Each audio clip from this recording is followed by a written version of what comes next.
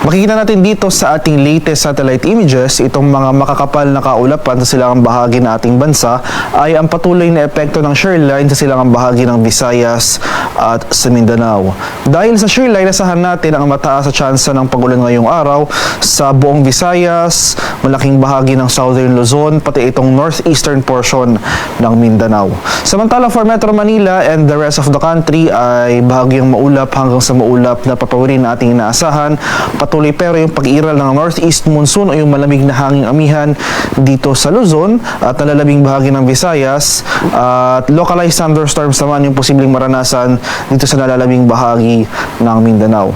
At sa kasalukuyan, wala pa naman tayong low pressure area na minomonitor pero patuloy yung ating pag-antabay o yung pag-monitor dito sa cloud clusters sa labas ng ating monitoring domain na kung saan sa mga sunod na araw ay hindi nga natin inaalis yung posibilidad ng mga cloud clusters na ito yung mga kumpul ng kaulapan na posibleng maging low pressure area.